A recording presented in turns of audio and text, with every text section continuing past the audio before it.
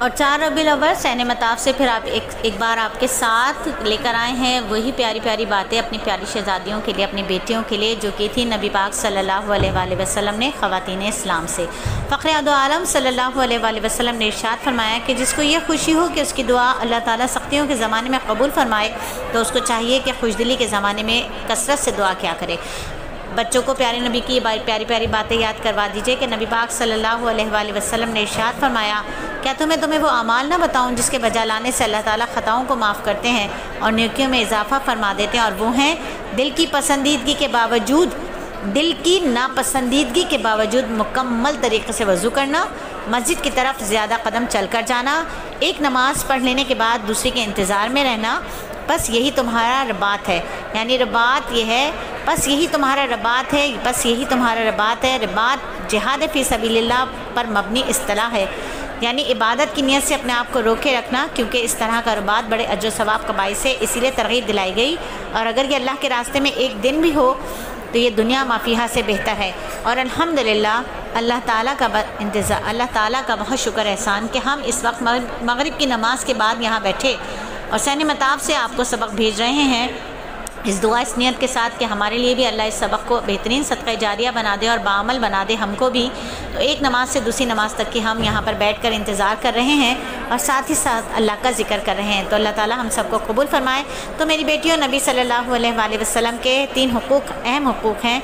اور وہ حقوق یہ ہیں کہ اگر ان کو سمویا جائے تو 3 قسم میں سمویا جا سکتا ہے، کیونکہ نبی پاک کے بہت سارے حق ہیں ہم پر، لیکن اگر 3 میں سموئیں تو یہ 3 میں اس طرح ہم سموئیں گے کہ پہلا حق ہے آپ کی ذات مقدسہ سے محبت کرنا، خوب محبت کرنا۔ خود حدیث پاک میں آتا ہے کہ تم میں کوئی شخص مومن کہلانے کا حق نہیں رکھتا، مومن کہلانے کا مستحق نہیں ہے جب تک میری محبت اس کے دل میں، اس کے ماں باپ، اس کی اولاد، اس سب انسانوں سے زیادہ نہ ہو جائے۔ نبی صلی اللہ علیہ وآلہ وسلم کی ذات مقدسہ سے محبت ہونی چاہیے، ہر مسلمان کے قلب میں ہونی چاہیے۔ محبت جو ہوتی ہے نا، وہ آدمی کو اپنے گھر سے بھی ہوتی ہے، اپنی دکان سے، اپنے عہدے سے، اپنی اولاد سے، اپنے مال سے، لیکن محبت نبی کی جو ہے وہ تمام محبتوں سے بالاتر اور اعلیٰ ہونی چاہیے۔ دوسرا حق عقیدت ہے۔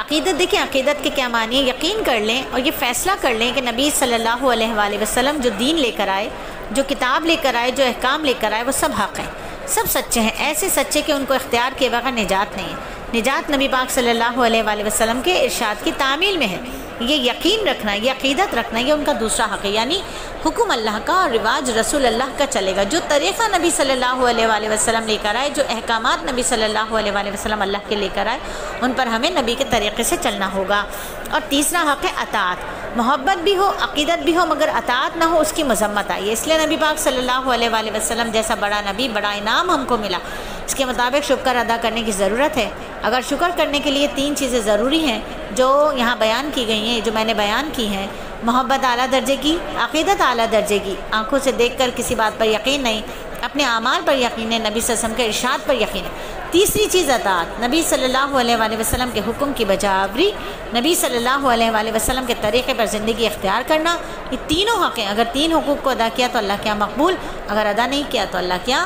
مردود ٹھہریں گے، نامقبول ہوں گے۔ دنیا میں بڑی عزت، آخرت میں بھی عزت، بڑی عزت اطاعت سے ہی ہے۔ صحابہ اکرام میں کیا بات تھی؟ یہی بات تھی نا کہ وہ ہر ایک لمحہ آپ کی اطاعت میں گزارا کرتے تھے، ہر کام نبی کے طریقے پہ کرنے والے تھے، تو دنیا میں بھی عزتوں کے درجات پائے۔ اور حقیقی حسن و جمال کے لیے دعا عمل کر لیجئے کہ جب بھی آپ شیشہ دیکھیں، نبی صلی اللہ علیہ وسلم کی سنتوں کا ارادے سے مسنون دعا، سنت کے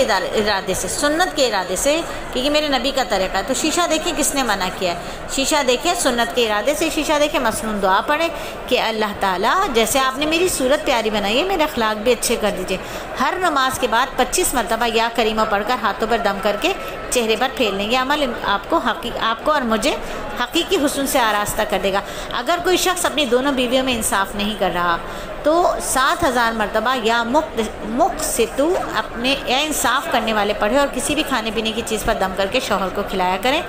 اللہ کے فضل سے قابل منصف مزاج ہو جائے گا۔ آج کل تو بہت عام ہو گئی ہے دوسری شادی کی اصطلاح، لوگ بہت شادیاں کر رہے ہیں۔ زبیدہ خاتون کے پاس 100 حافظ قرآن باندیاں تھیں، اہلیہ خلیفہ ہارون ہے، 100 باندیاں تھیں، سب کو پورا کا پورا قرآن کی حافظہ تھی۔ علاوہ بعض باندیوں کو کچھ نہ کچھ حصہ حفظ تھا، بعض باندیاں ان پڑھ بھی تھی۔ شاہی محل میں حافظہ باندیاں قرآن کی تلاوت ہر وقت کرتی رہتی، ایک نشست ہٹتی دوسری وہاں بیٹھ کر تلاوت کرتی، آواز شہد کی مکھیوں کی بھنک کی طرح سنائی دیتی۔ ہر باندھی روزانہ 3 پارے باقاعدگی سے تلاوت کرتی، اور بچیوں کے اچھے رشتے کے لیے 100 مرتبہ اول آخر درود شریف کے بعد قرآنی دعا پڑھ لیجئے، وہ ہم لکھ کر بھیج رہے ہیں آپ کو، انشاءاللہ اچھا رشتہ اللہ تعالیٰ ضرور بھیجیں گے۔ اور پھر وہی بات، ایک بات مختصر مگر پر اثر تھی کہ یوں نہ اپنے آپ کو بیکار رکھ، آخرت کے واسطے تیار رکھ۔